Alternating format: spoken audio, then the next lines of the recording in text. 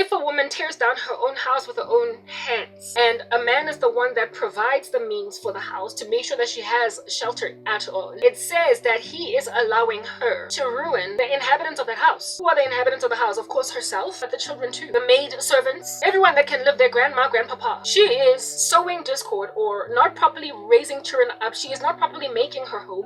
She is not properly taking care of the affairs of her household, and so is tearing it down. And if she is also contentious, she makes a man not want to live there, not want to stay home. So he is out in brothels and pubs rather than being at home, because she's always just running her mouth. But the only reason why she even gets to that point is because a man has let it happen. But what needs to be understood is that the curse on Eve is that from now on your desire will be for your husband. Therefore, if at all a woman desires love or her husband and she doesn't get it, listen, time and time again, this here has been repeated by history enough for it to be, never mind a prognosis by a diagnosis. If a woman is unloved, hell hath no fury like a woman scorned. The Bible says that the earth cannot bear up under an unloved woman who gets married. An unloved woman who gets married, a woman who has no love when she is married, is essentially a cancer. She is a Medusa. Her hair is made of snakes, and when she looks at men, they turn to stone. A woman who is unloved will take it out on everything and everyone. She'll take it out on her maid servants. She will take it out on her children. She will take it out on the grandmother living with everybody in the house. She will take it out on the cutlery, the crockery, the pots and the pans.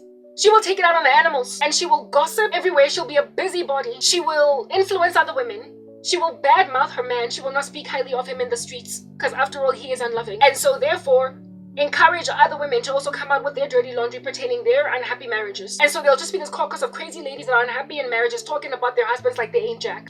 When then you speak about your husbands like they ain't jack, that's when you start disrespecting the living daylights out of them. And so you go home with a spirit of unsubmissiveness. But I mean, really, at the end of the day, Adam, why is your wife not submissive? And why does she not even want to submit? And listen, why doesn't she want to honor you? It is rough to submit under a dude you got no respect for. Rough. Understand, it's a thing. Have you ever had a boss that you don't respect because they're just weak? They keep dropping the ball. They can never come through for you. They're scared of stakeholders. They can never put their foot down. They don't really have it in them to lead. You can't rely on him or her to have your back in the climate of stakeholders in the business. Every time you have an escalation, you can't trust that he or she is going to do anything about it. They're a blob. Like bubble gum underneath a desk in school, that as you're feeding your way around there, you find yourself being like, ew, gross.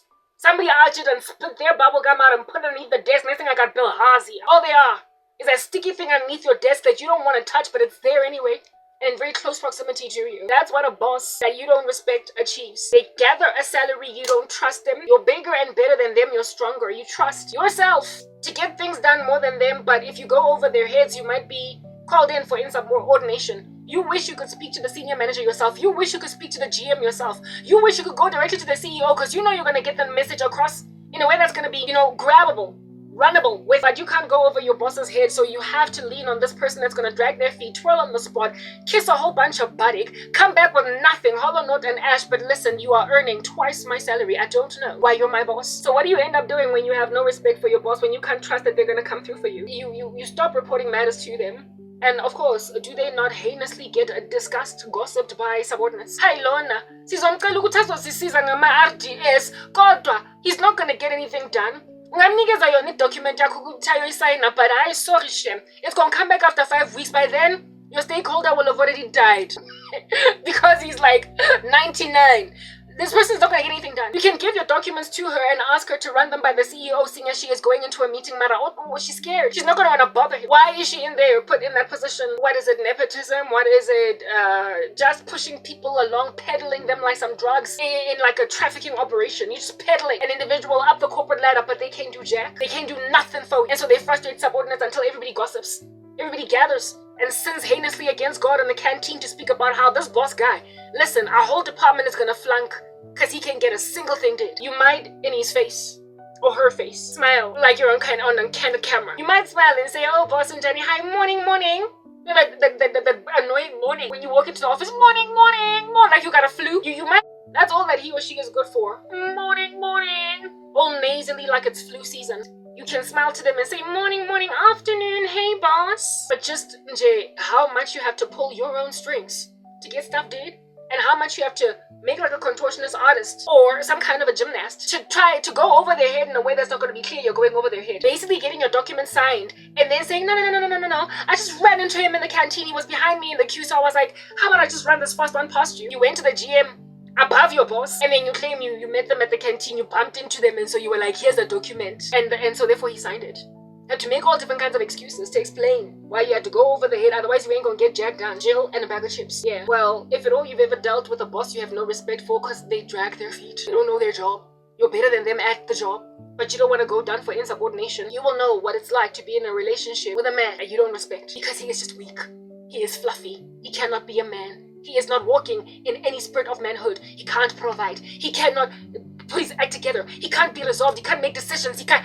When you are here, you're on the ball. You're on the ball. You're like Ebatung women in black culture. Shem, you know that's a thing. You date a guy at the age of 16 and he's like 20.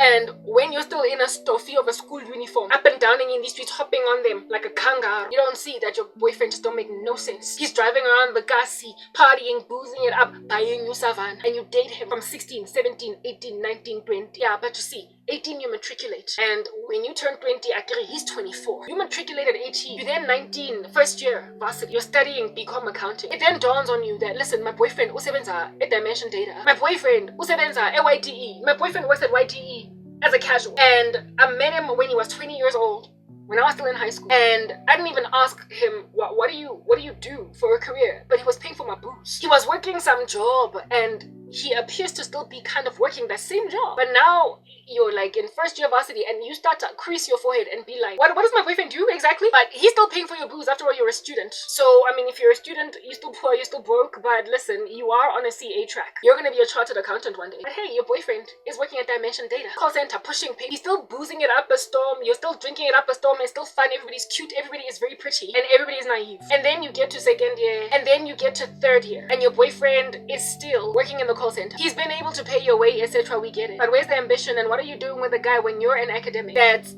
not even trying to push him some business idea? If he doesn't want school, he doesn't have to love school, but he's with a woman that's one day going to be coining it big time. So dude, open us pazanyana. Small to medium enterprise. Let's see if you have it in you to be with a woman with my kind of mind and with my kind of future. Push something. See if you can't like get out of the call center and then get a promotion. Let's see if you can't ask for questions. Let's see if you can't register at varsity part-time. Since I get a man must make a plan, you gotta have money. So you can't go to school full-time like I'm there full-time.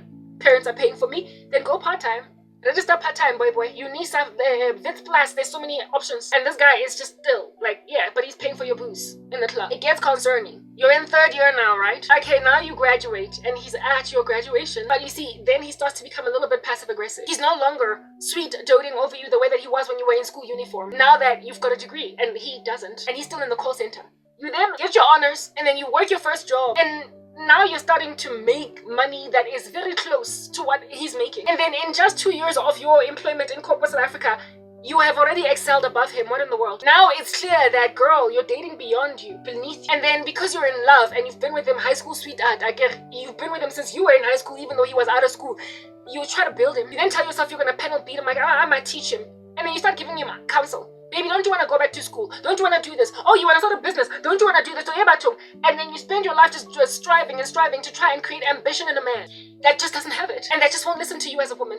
And then you realize that he's a pipsqueak in comparison to you. He's Stuart Little. He is tiny. It then becomes, then at that juncture, where you stop being the girl that he's buying booze in the club and starts being a man that you literally are trying to make fit like some skinny jeans. You're trying to make him fit. And in so trying to make him fit, what do you start doing? You start emasculating him. I mean, what kind of a man is content with these women being so much stronger? I need a man that is going to be as ambitious as me. I need a man that's this. Yeah, you sound like you're the crazy one now as the woman, right? As the woman, you sound like you're emasculating a dude. And indeed you are. You are now speaking to him like, what am I going to do with you? When he was paying for your booze, it was aha all the way. And you looked up to him. He was like a big fat chunky King Kong. He was a beast. But now that you are all grown up and now making more money than him, while you try everything in your power, listen, I've been there before. You try everything in your power. Everything. To not emasculate. You try not to disrespect. But when a person is moving at the pace of a snail while you are leaping like a kinky clip springer in the wilderness like a gazelle, when you're going from mountain to mountain like a leopard, what in the world? And your man is just taking these little baby steps like a sloth. These tiny little baby steps like a tortoise. These tiny little baby steps like a little dodo. He's so ancient and so endangered or even entirely extinct. You will start to become Mommy. You will yell and you will scream. You will look at your biological clock. He'll be 28, you'll be 24. And you will be a beast in comparison to you. You will, in spite of how small he is in comparison to you, still insist on him marrying you. You will literally insist on him taking out ilobola. Like, hey, wanting to marry a guy that you can't respect, but somehow you figure since you've been together since high school, I mean, you know, you gotta be with him. Yeah, but it's really rough to respect him, and it's really rough not to emasculate him. It's you're trying not to sound condescending, but you just can't help it. Yeah, well, I mean, God made Adam first. He's supposed to lead. He's supposed to run the show. He's supposed to be with the ambition, and he's supposed to provide. He's supposed to build a home, a house, well, that you're gonna make a home out of. And when then he drags his feet in the climate of a very ambitious woman that even though she wants to be the wind beneath his wings, Eve, it is written in God's word when Adam was being, when she was being fashioned, that it is not good for man to be alone, therefore I will do what? I will make a helper suitable for him. She's supposed to help him. She's supposed to be a voice of reason, a counselor. She's supposed to basically be wind beneath his wings. She is supposed to help him redirect his steps. She's supposed to help him wake up and smell the coffee and so therefore start to act. But if Adam is passive-aggressive against Eve's advice, opinions, and ideas, he will be snooty and feel overwhelmed and overcome when he is trying to rule her, as opposed to love her the way that Christ loved the church. A man that wants to rule a woman that is under the curse of the first Adam will hate a woman's opinion. A man that is supposed to love a woman, but rather is in the season of cursedness, since he has yet to give his life to Jesus, will have no other inclination, neither prerogative within his bones, but to lord it over Eve with an iron fist. So essentially, abuse of power is Adam's prerogative before he meets the second Adam. He just wants to run the world, run the show, get his bread buttered on both sides, have his cake and eat it too, get a woman to do whatever it is that he wants her to do, but without listening to her. That's why in the New Testament, the Lord implores men and says through Paul that if you don't listen to your wives, even your prayers will be hindered. So therefore, if men don't listen to women, problems come in, because women were made to be counselors. They were made to be wind beneath wings. They were made to spot things that perhaps are points of suggestion, and upon tabling them, men were supposed to deeply consider them as opposed to despise them. But when you are under the curse of the first Adam, you will want to lord it over her with an iron fist until you think her opinions don't mean jack. So therefore, what we do as women on the come up is typical to the curse. Eve, your desire will be for your husband, no matter what, even when you start to notice that a guy does not make no sense for you. But you will do that which Eve was made to do. Try to be a helper suitable to a man. Baby, don't you want to do this? Don't you want to try that? Baby, but like, okay, let's do this. Let's go be a power couple. You will work really hard to try and build this man, but seeing as he is suffocating under the curse of the first Adam, just as you are suffocating under the curse of the first Eve, honey, this man will reject all of your counsel for no other reason but the fact that a woman is speaking. After all, he must rule you. That's his curse. He will just rule you. He will just want to rule you and not have to take any advice at all. He will imagine that you are not only emasculating him, but you're trying to step on his toes and overwhelm his turf. No respect, neither appreciation for the fact that you get to recommend what ought be the next steps. And he ought, upon you recommending it, deeply consider it, and then maybe perhaps employ it. And if he doesn't employ it, he owes you an explanation as to why he doesn't think it's the course of action, but he does not get to just ignore you. But we keep getting ignored. I was ignored by my ex-boyfriend. I wanted marriage because my desire was for my husband. I wanted to get married. I was gonna accept a proposal of a man that was much too small for me, but I imagined that I could build him. I could make him bigger. I could make him stand because I was trying to fulfill my mission as Eve, but I wasn't in Christ. So I was basically then, upon being frustrated by a guy that would not take my helper suitable offers, upon me offering my services as a helper suitable, I fathomed that, listen, right this minute he's wasting my time, so I'm gonna, lift it up a notch, take it up a notch. Yeah. I said to myself that I'm gonna take it up a notch. Essentially what I'm getting at, if you won't listen to me when I'm speaking to you all sweet and tender, baby, I'm gonna out you disrespect the living delight out of you and tell you how you're just not fit for purpose for a woman like me. You're not man enough. How in the world and heaven do you think I'm gonna feel when I start to make triple my salary, your salary, because now, I've already overwhelmed you. My ex-boyfriend, when we started dating, he was making more money than me. Within a year, I was already making more than him. I was on the board. He was a sloth. And I was yet to get my degree. I tried to counsel him gently until I just became flat out disrespectful. That's what happens when you tolerate Jezebel, but also when you don't love Jezebel. That's what happens when you tolerate Jezebel, but also when you don't love Jezebel. From now on, Your desire will be for your husband, woman. If it's a judgment, it means that you will love him, even you will want everything and anything to do with him, even when it don't make no sense, nothing at all in these uneasy street. It don't make no sense. But you will want him anyway, even if it disregards God. And he will rule you to a point of ignoring perfectly sound counsel. My ex-boyfriend would take advice that I would give him, insofar as it came, again, later on in the future, from a guy. And it used to break my heart. It was rebellion. It was him saying, I'm gonna rule you, and you don't get to tell me what to do. I wasn't trying to tell him what to do. I was trying to be the wind beneath his wings, but when I got frustrated, I became disrespectful. So, I mean, what happens when Adam does not love Eve? When you want to rule a woman with an iron fist and don't take the advice of the second Adam, who is Jesus Christ, to love women the way that Christ loved the church and to not ignore them, otherwise your prayers will be hindered. You create monsters. You create hell hath no fury like a woman scorned. You create angry black women. You create the angry black woman phenomenon syndrome. You create women that are bitter, and because they're bitter, because of not getting love, they gossip, they bicker, they gather together in caucuses to speak smack about men. Therein lies the birth of feminism. They get emboldened in their little feministic caucuses, and then they feel like it's okay to then go on bulletin boards and speak about men being nothing at all to write home about. The feministic movement is out here getting fangs. It's bubbling like a brook. It's bubbling like an effervescent tablet inside some water like Corenza Sea. It's foaming at the mouth like a drug addiction, and it cannot be stayed. But for the all-consuming power of an almighty God to convict individuals that are in this crazy brawl of crazy, of sin. If the Lord does not rock up and intervene, listen, it'll bubble over like Eno over a cup, and nobody will stop it. So when then you get a bunch of disrespectful women, understand this. I am unloved. I'm not sufficiently loved. I have a home that I stay in. I need you to understand what happens when you don't love a woman. I have a home. I have very comfortable means, if you will. I'm relatively cushy. I mean, you can see in my environment that my skin, I'm healthy, I eat as much as I want. I'm even lamenting that the previous rings that I bought from Temu were not fitting all together properly because I feel like I'm gaining weight. I got blueberries in my stomach, I got strawberries. My cheeks are fresh, and my skin has retinol on it. That's why I look like I don't age. I'm essentially catered to my needs, basic needs, but I don't have love. I have a cat that when it first rocked up all up in these streets, I can't say that it was a stray cat. It was lost because it clearly has a previous owner because it was neutered. And according to the vet, when we first took it to the vet, when it was all up and lost on this property, it has also been vaccinated against something. So it had someone that owned it before that was willing to take care of it and everything. But it strayed, walked away, did a thing, jumped over the street, and found itself here. I thought this cat would find its way back home after 24 hours, but I kept it over one night, and it decided to just keep coming back to me. So I guess it was drawn to the Holy Spirit or whatever. At that stage, it was a kitten. It was not too big. It was very small, very cute, very white, very fluffy. And I was like, oh my goodness, it's so quiet. It does not bark like a dog, and it only purrs, and when it needs to pee, it goes in the grass, in the garden, digs a hole. So I'm not ever gonna have to wipe anything down. Essentially, it's what we call low maintenance. When I saw this cat coming back to me, and we also went and we took a photo of it and put it everywhere on some lost cat, call this number, nobody called. So don't nobody come for the cat. It was a perfectly taken care of cat that, however, strayed from where it was at, liked living with me for 24 hours until I guess the owner now gotta be bereaved that it lost a cat. I didn't steal a cat. It just chose me, okay? This cat chose me because the first time it saw me, it even rubbed itself against my leg. So it chose me. It chose me. Okay, I liked it. It was so cute. It was so incredibly cute. So I kept it. I was like, it's low maintenance. I'm cool.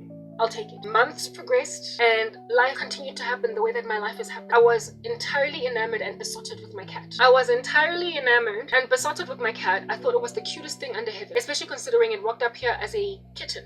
It was still so small. And even as it grew, it was still so cute. But as the months progressed, I became increasingly frustrated with having an animal because, albeit being low maintenance, unlike a dog, I still have to open for it and close. I still have to keep on changing out its food, its water, and I still have to deal with its whims, its irritations. It also sometimes just dust bathes, just kind of rolls as a white cat in the sand and then comes here looking brown. And I'm like, listen, I live in an environment that is closed up and I don't have much to myself. I can't afford to just keep taking you to the vet or cleaning you or whatever. I don't get to have your coat brown and then roam around all over these streets all up in my space. In the beginning, I used to make a small little cat bed on my bed, and I would allow the cat to roam freely where it wants. Over I think it's been about 3 years now since this cat found its way here. Maybe even 4. I stand corrected.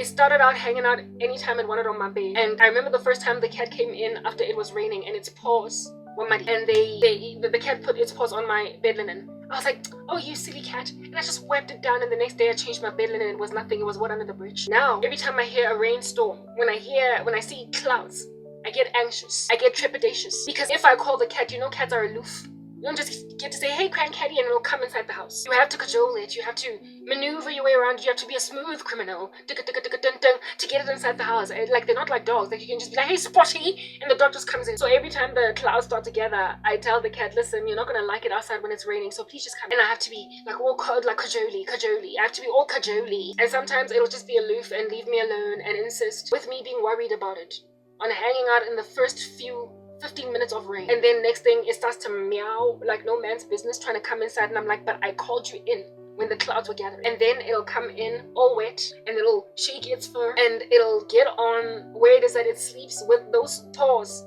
that are muddy now, and those paws of its that are muddy now. And I would then feel irritated with that. I then feel, while I love my cat, I still do. Every so often I look at it, I'm like, it's so cute. I, however, feel burdened by it because I don't have love. In the beginning, I had capacity to really adore it and dote over it. But as time progressed and life slapped me upside the head, I realized I've got too many life conditions to own something I must care for and be consistent with. And so therefore, I went from basically having a cat bed on my bed, and I moved the cat bed to a chair over there, and I put pillows and everything to make it nice and comfortable. And the cat's not allowed on my bed because I don't want to have to change my bed linen every 3 days.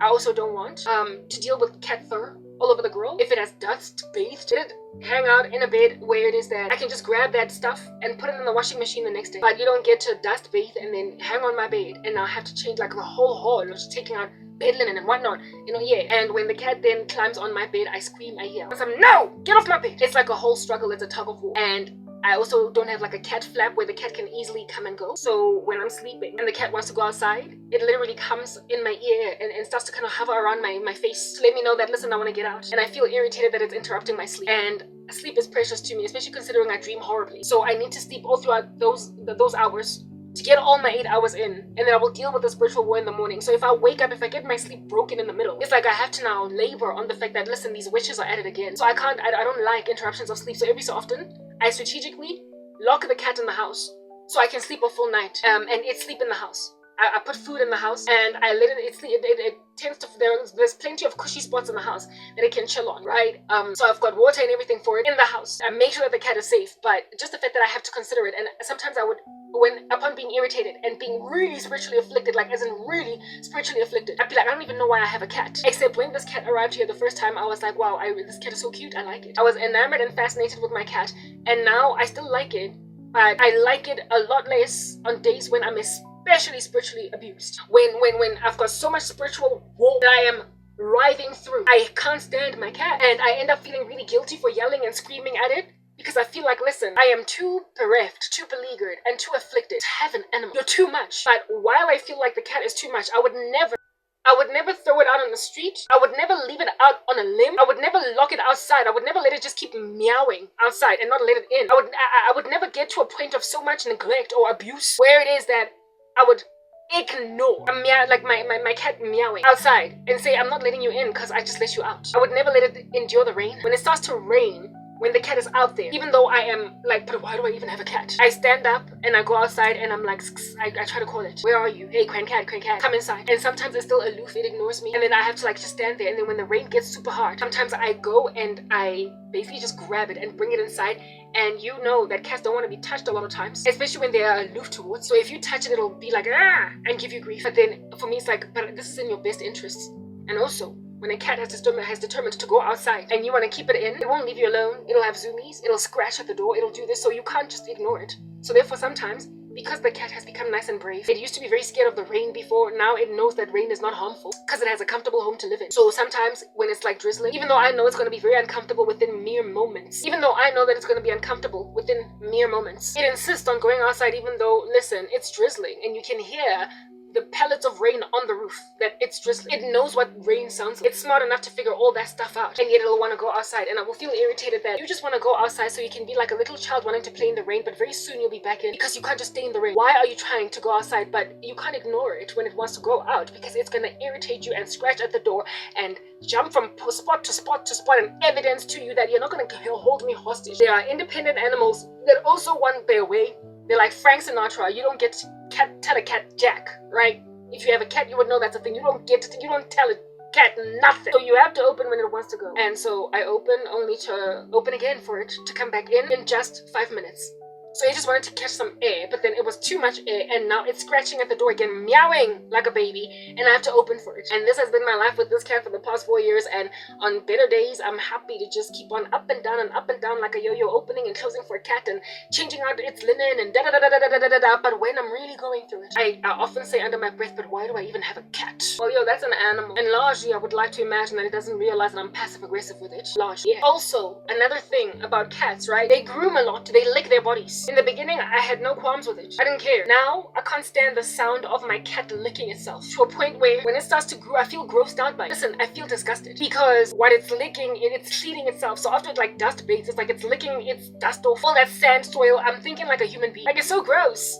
It's like falling on the ground and landing in some poop and then deciding to lick it off. I find it disgusting. I find it disgusting. And you know how cats will also lick themselves in between their legs, and I'm like, ew, that's your nether regions. It's your genitalia. Gross. It's a girl. It's an animal. That's what they do. And that's one of their behaviors. I never used to have qualms with that. I kid you not. Now I find it so disgusting that I have to cover the cat so I don't have to see it grooming its body. And I hate the sound of it so much that I have to either turn on a fan so I don't have to hear the licking, or something on YouTube. Put earphones in my ear the whole duration of time when it's grooming its body. I never used to have issues with it, and now I do. I'm looking at this cat like it's a human being. Don't lick. Ew. Why would you lick your own body? What the heck? It's a cat. And chances are, if my life had been maintained healthy, I wouldn't have qualms with a cat's grooming. Now I've got this idea at the top of my mind that I will never ever get a cat again. No, never mind a cat, but just a pet at all. I would never get a dog. Even though there was a time when I used to have dogs. I'm a little one when I was a child. I can't fathom an animal now, because cats are some of the most carefree animals that will give you peace. And if at all I can't own a cat, if in the season I get what then would have been a dog? Well, I've been my group. That would have been a lot more maintenance. So essentially, I just feel like I can't own an animal. I told you all that story with my cat and the issues I'm having with it now. My cat is what's the word that I'm looking for? An easygoing animal, like proper no issues. I'm the one here with the trauma, the PTSD, and the lack of love. I'm the one here that's just striving through too much in life. To have something I'm taking care of. Why do you think occult practitioners, one of their key strategies is to put babies in women's stomachs? They want to control you and to embitter you and to cause you a great deal of sorrow through children. But you see, the love of children is hinged, literally it is dependent upon how loved you are by the world, and how loved you are in particular by your world. Which is why it is entirely erroneous and a grand folly, women. This is why it is erroneous and a grand folly, women, to think that you can not only do without men, but bring children into this world without responsible fathers. Which is why it's irresponsible to think that you can just merely get a sperm donor. Which is why it is irresponsible to think that now that you are 40 or over 35 and there appears to be no husband coming, that you can just quickly have a baby with any boyfriend that you will meet on the street that will impregnate you and so therefore be a sperm donor and enable you to satiate your desire for children, enable you to satiate your desire for motherhood. And even if he doesn't pay child maintenance, whatever, all you wanted was a child. You are naive to think that you're going to be okay. I told you after an hour and a half this phone would be done exporting. You are naive to think that you can have a baby without having sufficient love around you and think that you're going to be maintained with a healthy relationship with that child. You are naive. The cat, I often ask God, why did you let the cat come into my life when I would later on become so essentially passive aggressive against it, that I would feel so burdened by it? You knew those years ago when this cat came here all cute as a kitten that it would at some point in the future function as a snake. The Lord allowed it in order to help me see what in the world it is that these men do who are in the occult to women, through insisting that you have a baby first, then I'll let you go. Have a child first, then I'll let you go. Especially considering, Karabo, you are broody. You've been broody since 22. Ever since you were 22 years old, you've wanted to have a child. Well, just have one. Just have one. Because I remember there was this one woman when I did that, I told her when I was 35 years old. I was like, I want children. And I'm worried now that I'm 35, and this is apparently the age where women get geriatric wombs. I am concerned that I very potentially might not be able to have children and on time. And she was like, why don't you just have one? I literally could not believe that she asked me that, given that she knew that I was a Christian.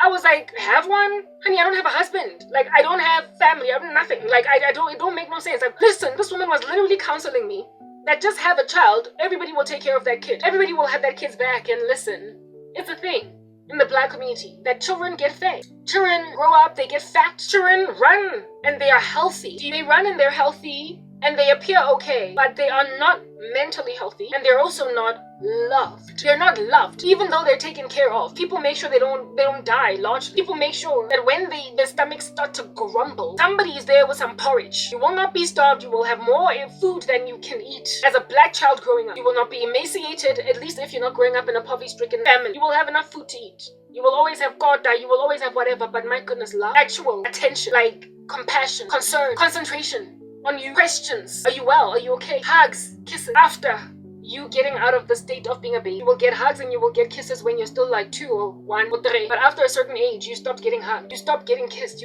Once you turn like 7, 8, once you become like a preschooler or even a prepubescent, you stop getting the hugs and the kisses, because hugs and kisses in the black community are reserved for newborn babies. They're the ones that everybody's always squeezing the cheeks off. Ooh, gaga, oh, nana, you're so cute. But after that, listen, you're on your own. And now, manje, seeing as that time, that age is so young, so too young for you to remember. Ooh, gaga, ooh, nana, and everybody out there like, listen, if you have no memory of all that kind of attention, what in the world? What kind of an adult are you going to be? What kind of an adult are you going to be? What kind of an adult are you going to be when you think that you've never been loved, you've never been kissed? I thoroughly still to this day feel like as a baby, I was probably just ignored. I feel like as a baby, nobody ever squeezed my cheek and said, oh, so cute. Carried me and sang me to la na na na. You know how babies are always just being harassed in the cheek area? Always just being kissed by random mouths. The way their cheeks are so soft and cushy to land on, they're thoroughly massaging, so it's easy for you to just kind of like put your lips on there, just keep on kissing baby's cheeks. However, I've got a warped view of my babyhood, because I don't even think that I was ever kissed. And if it was somebody out there massaging their lips with my cheeks as a baby, the way that you can't help but do that with babies, because I just never received it past a certain age. I don't even remember ever being really loved as a child. I don't. But I'm pretty sure that somebody squeezed my cheeks and somebody kept on kissing my cheeks, mushing them with all of their saliva when I was still a baby, but I had, of course, no memory of it. So I have no memory of love. That's how it is in the black community. And then forget about them when they turn 7 or 8, and then tell them to walk in downtown Johannesburg by themselves, coming from school, going to school because you're too lazy or you work too far. Okay? Parents in the black community, because you work in Pretoria, it's okay for your son or your daughter to travel go Brie by herself. After all, Pretoria is far, and girl, you go to the school, and I'm not trying to change schools, and while it's a healthy thing not to keep on changing children's schools, you need to make arrangements for your child's safety somewhere along the way. Even if you change jobs and you end up working on the other side of the world, your children's safety still needs to be paramount. You need to arrange for them to be okay as to how they travel to school. If you can't pick them up anymore, then you need to arrange for somebody else to pick them. Yes, there are responsible parents in the black community. There are loving parents in the black community. There are hugging moms and hugging dads and people who keep basically having each other's backs. My ex-boyfriend's family was like that. I don't even know why he's now such a monster today, because he had the right foundation. But largely, in the black community, and I know that that's a thing because I had friends, right? I'm a black woman having grown up amidst black people. I had friends. Siblings never used to hug each other, hold hands, like have each other's backs, call each other all the day long, how you doing? Moms and dads did not kiss their children when they came back from school, coming into their vehicles. Like, none of that. Like, just a very strict tone to the way that children are spoken to, but no love. And if at all you are giving children strictness with no love, that's just a disciplinarian without love. That's a taskmaster. That's your boss. That's not your dad or your mom. It's your boss. It's your slave master. I'm strict, do this, do that. It's Mrs. Trenchbull over Matilda. And if at all your mom is Mrs. Trenchbull, she's always yelling at you, but she doesn't hug you. What the heck, you're gonna be scared of her, sure. But you will not see a loving figure in that. You will not see a place of safety, of solace in that space. You will only see Hlongwane, a place where you sleep at night. So let me then go back to children. Kids, okay? When women are not loved, while they might have a maternal instinct because it is given us by God from a certain age, very shortly after our first period, just mere years after our first period, we start to have a yearning for children. I've always thought that kids were cute, right? When I was a child in primary school, standard 3, that would be grade 5. When I was a child in primary school, standard 3, that would be grade 5. I used to attend this aftercare where it is that you go after school and your parents pick you up from there, but it's a creche. But I was in primary school. There were a few primary school children that went to an aftercare at a creche where it is that because our parents knocked off at like 6, 7, no, at like 5, 4, 5 in the evening, and could only pick us up at like 6, 7. We therefore would spend the afternoon at that aftercare instead of at school, because at the aftercare we got fed and whatnot, you know, the whole night. It's funny because the aftercare was next door to my house. My mother didn't trust me with the house keys because I'd lost them a couple of times, so I used to attend an aftercare as opposed to go home. And I did not go home when my mom came home. I went home when my older sister, who was in high school, came home. But in this aftercare, it was a creche and there were babies there. And as little girls in primary school and little boys in primary school, my friends and I, we used to love playing with the babies because they were so cute, they were so adorable. And we would help the teachers basically just kind of, you know, keep them in a bunch. So I've always had a fascination with babies. I've always thought they were very cute, very adorable. I would kiss them and I would hold them, even though, you know, when an 11-year-old or 10-year-old is holding a baby, they just look like they're carrying such a load. But yeah, we used to always just carry these babies and just play with them, and what have you. So I've always thought kids were cute. I was never that young child that hates babies. I always thought they were cute. But in spite of my belief of all of their cutosity, shall I call it cutosity? Despite my belief of all of their cutosity, I nonetheless did not want one. Like, no, it was always a taboo. Like, yeah, ain't nobody out here be trying to be pregnant at like 13, 15, or 16. I did not fathom myself a mother. I did not imagine that I wanted to be a mother, even though as a little girl I wanted the whole Barbie doll, Ken doll house, the whole family thing with the picket fence. It was always just something that I wanted, but I never had like a maternal desire, like just a strong desire to have like a whole bunch of children, type establishment thing. But then I turned, I think like maybe like 19, right? And like from like maybe 18 years old to 19 years old, I started my first period when I was first day of high school was my first day on my period. Like, it was the worst. Like, do not ruin my day. Like, I'm trying to impress here, okay? Yeah, I was 13 years old going on 14. That was when I started my period. And 5 years later, I had my first inkling of a maternal instinct. I was 5 or 6. I wanted 7 children. It was just this weird number that I kind of pulled out of a hat, like a rabbit with a magician. Like 7. I just wanted 7 kids. And this happened when I was like 19. Right? When I was around 18, 19 years old, I had my first inkling of a maternal instinct, knowing that I want children. But it would become especially gnarly, like a knocking, beastly, like person in the night that is stuck out in the rain, like just knocking really hard. It started to knock really hard on my door, this maternal desire, if you will, when I was 22. You know, I really don't want to be distracted doing this thing. I feel like I can do it. I want to focus on what I'm doing right now because it's not even an urgent. It's this thing that I want to do. I just want to focus because this phone it's challenging me because of how much it glitches every so often, so I don't want to be distracted. It started to knock all up in my grill when I was 22 years old, when I dated the first guy that I thought could actually be my husband. All the other guys that I dated, okay, there was only one guy that I dated, my first love, that maybe I could have thought of in that fashion, but I was so young when I dated him. I was 16 turning 17, so I mean, I didn't see a husband in that, just what I thought to be a boyfriend that would not linger on. But after him, nobody else came that I could feasibly look at and be like, this could be my husband, right? After my first love, the guy who broke my virginity, I did not see anybody working up out of like a bat out of hell that could potentially fit this role until I was 22. And I met the guy that I would then date for like 5 years, and he was the first person after that other guy that I could feasibly see, like I said, being my husband. And when I started dating this guy at the age of 22, then that maternal instinct that was ever so slight, very slight, just became this like knocking monster at the door. And I was like, whoa, I want kids. And I started being fascinated with like baby magazines, baby pictures.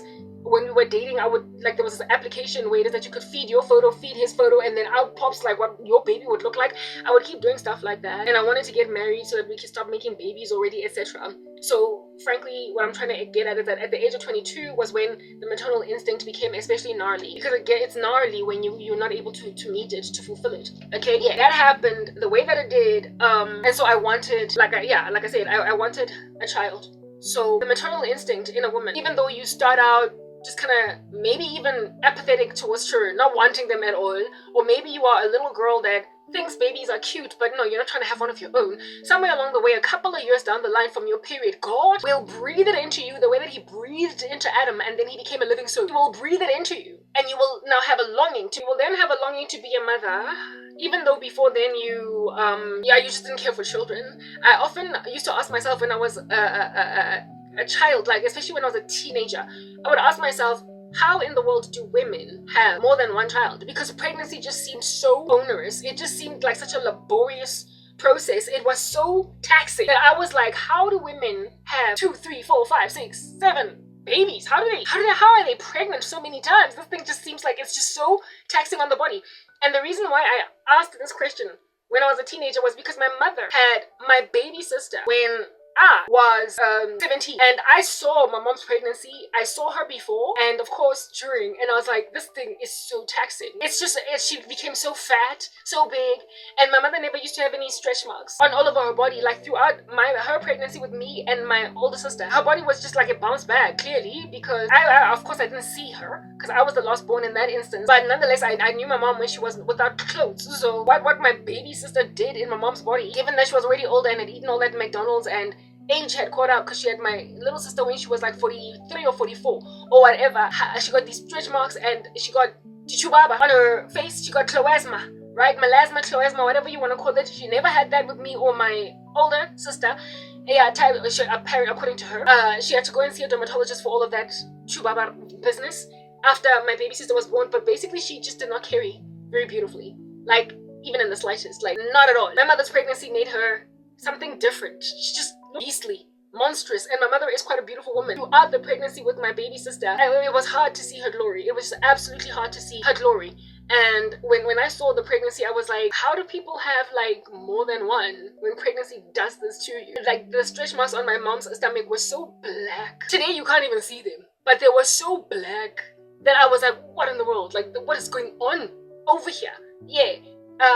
I couldn't fathom how women could have 5 children, 6, but I got to the age of 19, a mere 2 years later, and I was like, listen, like I said, a magician pulling a rabbit out of a hat. I pulled out the number 7. I was like, I want 7 kids. I didn't care that my mother had just a heinous pregnancy with my baby sister. I didn't care that I would get those black stretch marks on my stomach. I didn't care that I would also maybe get the chubaba 7 times over. I didn't care that, yeah, what I'm trying to get at is that when a maternal instinct is on your door, when a maternal instinct is knocking on your door, you will all of a random Sunday afternoon not even care that you're going to lose your figure, that you're going to get stretch marks in places you never thought could ever get stretch marks, like your toe, that you're going to get a different face altogether, that your nose going to look like it has a different genetic material. The way it gets so big, you just don't care. Because to you, the joy of motherhood or the anticipation of it trumps what pregnancy could do to your body. And I got to that place at the tiny age of 19. And I mean, that is like the most vain time of a young woman's life. You're so young, you're so beautiful, that you don't want anything to crack you up. But I was like, listen, I'm doing this 7 times. And then I turned 22 and met a guy that I thought could feasibly be my husband, and it just went through the roof. God is the one that does that, right? He's the one that, even though you're on your period, you don't yet have a maternal desire, but very shortly after you start your first period, he then prepares you for motherhood by giving you a desire for children. When then people go out of their way to rob you of that fulfilled desire, whatever they're evil, they're wicked. But when people use that desire that God breathes into you, the way that he breathed into Adam and then he became a living soul, when people use it to be an affront to God, to afflict women and to make sure that God's beautiful institution of marriage and his love of family gets maligned by the lack of love of children and of women, you are a bane to God's eternal existence. You are the scorn of heaven. You are the maligner of all things wonderful and fantastic. And the Lord is not going to basically just kind of sit back folding his hands like a newspaper and do absolutely nothing. The Lord is going to afflict those who afflict his institutions that are precious and beautiful.